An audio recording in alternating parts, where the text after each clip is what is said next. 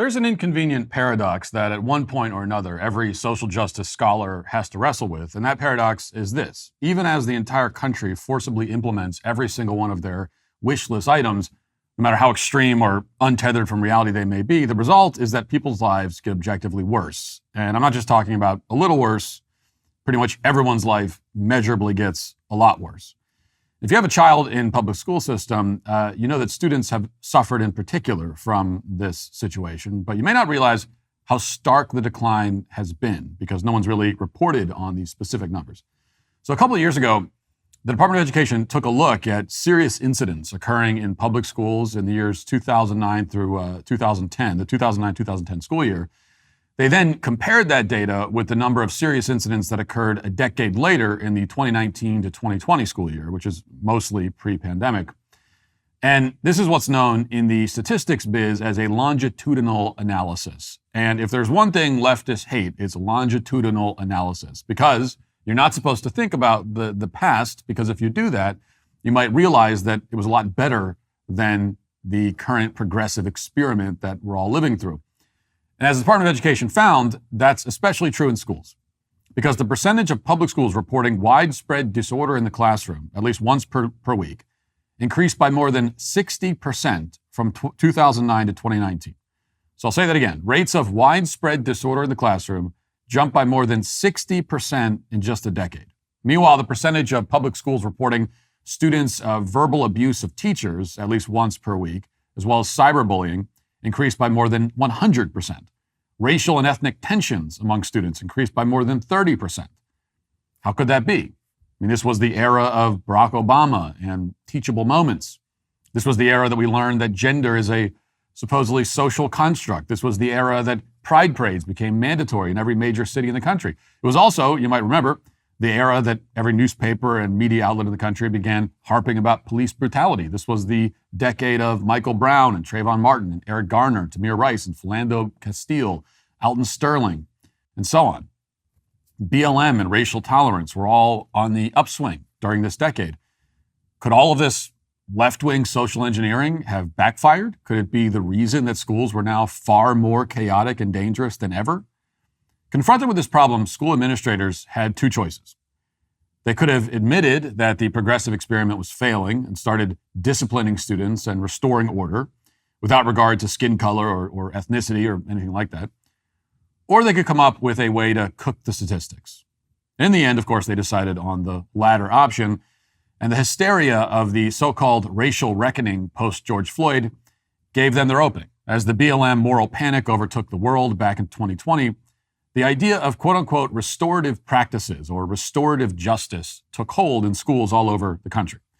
A new report from the parental rights group Parents Defending Education found that more than 18,000 schools across more than 500 school districts now have these quote-unquote restorative policies in place. It's ubiquitous. It's everywhere. In late 2020, school officials trumpeted this approach as a major breakthrough. For example, here's how the Coachella Valley Unified School District in California framed the arrival of restorative justice. Watch. The Coachella Valley Unified School District is turning to restorative justice programs, a different approach when it comes to disciplinary policies for students. And schools have reported significant improvements in suspension rates and the school climate. And News Channel 3's Madison Weil has more on that program and why administrators say it's working. For decades, East Valley communities have experienced higher rates of poverty and lower rates of high school graduation. A new case study takes a look at why this is and offers up a simple solution: restorative justice programs in the classroom. Restorative justice in schools is really about a culture shift away from zero tolerance. The program, led by a group called Alianza Coachella Valley, they explain that restorative justice programs change the way students are disciplined in school. Instead of automatically disciplining a student, teachers are trained to open up a conversation first, trying to instead communicate and identify the underlying challenges a student might be facing at home. We no longer send kids to detention. We don't use the D word any longer. Instead of a suspension, there's a conversation. We train the teachers They're understanding now to question the child. The new case study found that schools using restorative justice experienced reduced suspension rates, improved class participation, and better relationships between students, parents, and district staff. So in the name of restorative justice, they stopped detentions and suspensions in this school district, which covers more than a dozen schools across 1,200 square miles. And what do you know? The number of suspensions went down. They stopped suspending people, and therefore there were fewer suspensions. We're meant to believe this is a sign that the new approach is working. But of course, it's not a sign that it's working. It's the opposite. It's the same reason the number of traffic citations in San Francisco has just gone to zero. And it's not because there's some sort of miraculous occurrence and everyone in San Francisco drives perfectly now. It's because the police stopped enforcing traffic laws and shoplifting laws and public urination laws and every other law.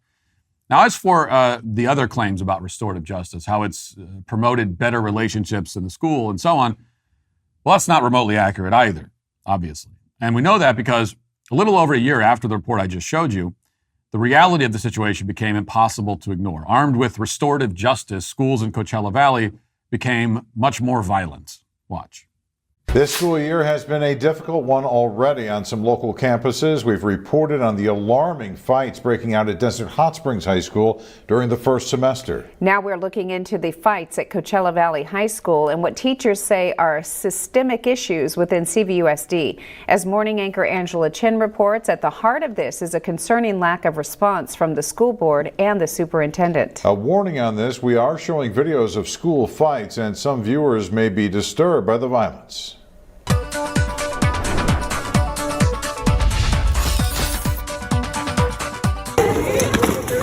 A barrage of blows down to the bone. Reports of broken noses, kids being carried off by ambulance. These students pummel each other, pulled away only when the security guards drag them off. These brutal fights exploded across Coachella Valley High School at the beginning of this year, according to teachers we spoke with. Staff here, burnt out just months in, spoke to us. They did not want to show their faces for fear of retaliation, saying they felt abandoned by administration. This is why you have to be very careful whenever anyone cites statistics about crime or violence or any other kind of dysfunction, because they'll say that it's going down and everything is getting better. Meanwhile, you can go outside and talk to anyone and they'll tell you the opposite. That's not what they're observing in their everyday life. And that's because the statistics are extremely easy to manipulate. Stop enforcing the rules, and the statistics will show that there are fewer rule breakers. Eventually, this news report gets around to acknowledging that. They make the observation that the number of suspensions has been plummeting, even as the fights are obviously becoming more common. And then they connect the dots with restorative justice. Watch. CVUSD has long had a higher incidence of school violence resulting in injury than the other two districts in the valley. And it's the only valley district that doesn't have police officers assigned to its campuses, getting rid of them back in 2018. Still, for the violence reported during the first 3 months of this school year at CV High School, the number of suspended kids due to violence this year is the lowest at CVUSD compared to Desert Sands and Palm Springs Unified. Some teachers accuse CVUSD of trying to make itself look better on paper by keeping suspension rates down. It could explain why school violence with injury is its highest suspension category compared to Desert Sands and Palm Springs, which both have fights without injury as their highest. Either CVUSD has very few fights without injuries, or CVUSD chooses to suspend only in the most serious of cases. Another reason for recent low suspension rates? In late 2020, CVUSD took on the restorative justice approach, meaning instead of using punitive discipline on kids who break the rules, they use counseling guidance and mediation in response. The district has said this approach is working, especially at the middle school level. So this kind of slow-burning realization has played out all over the country in just the past few years. For example, around last Thanksgiving, a school in Memphis, Trezevant High, promoted its own restorative practices. They're a little more vague than the Coachella School District, and they don't use the term restorative justice. But according to Parents Defending Education, in most cases, the two terms are basically interchangeable. And here's what it means at Trezevant High. Watch.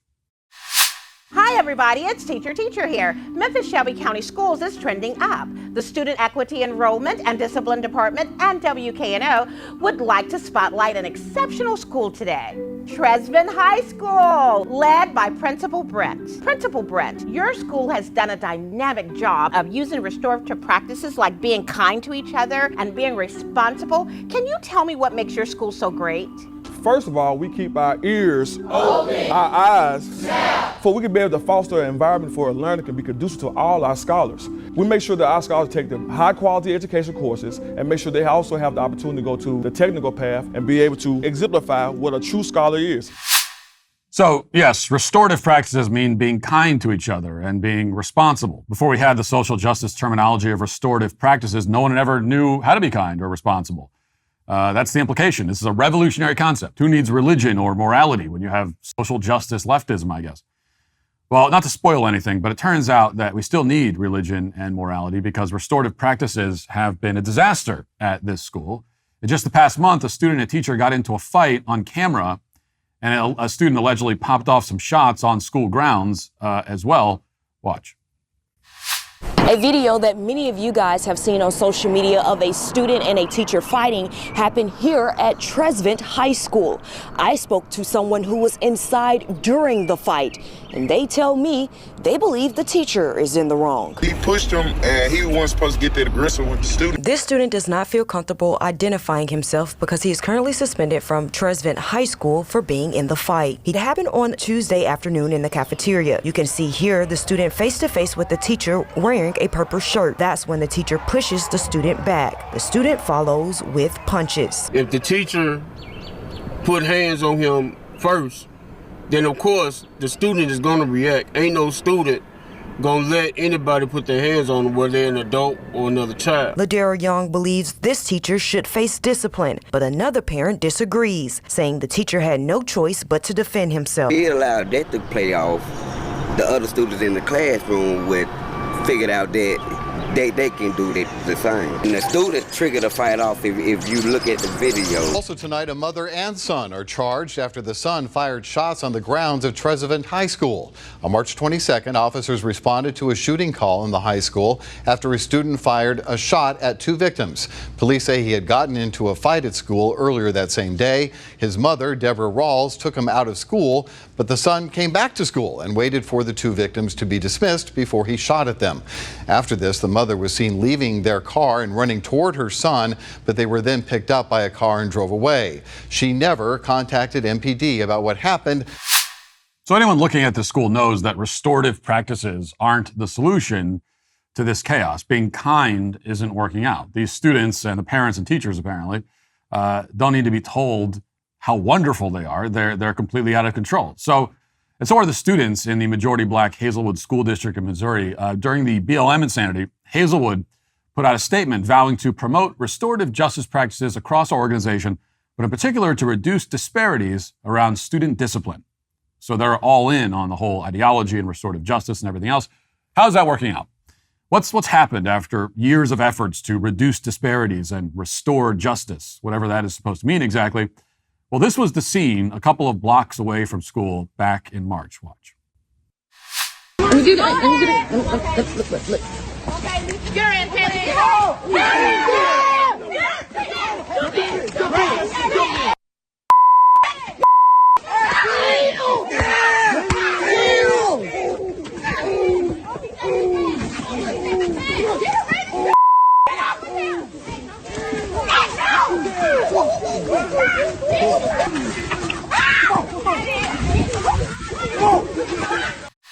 So that's a video you've probably seen, and the white girl who was beaten suffered brain bleeding and a skull fracture. She spent a month in the hospital, followed by rehab.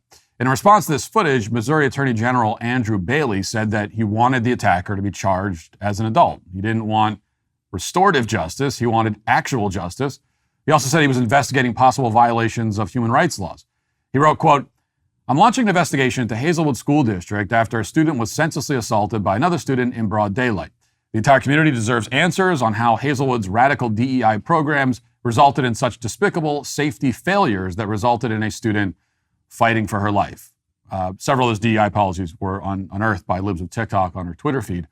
which you can go see. Bailey also wrote that, quote, the absence of SROs, school resource officers, on the scene is directly attributable to Hazelwood's insistence on prioritizing race-based policies over basic student safety. So what did the Hazelwood School District do in response? You already know the answer to that question. They accused the Attorney General, of course, of racism. The school district's lawyer said that Bailey has, quote, obvious racial bias against majority-minority school districts.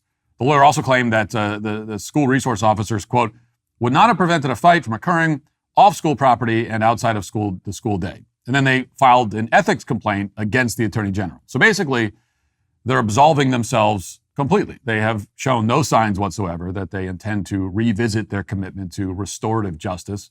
Of course, what's happening in Missouri and across the country is a multifaceted problem. Restorative justice isn't helping, but it's obviously not the sole cause of all this chaos in schools.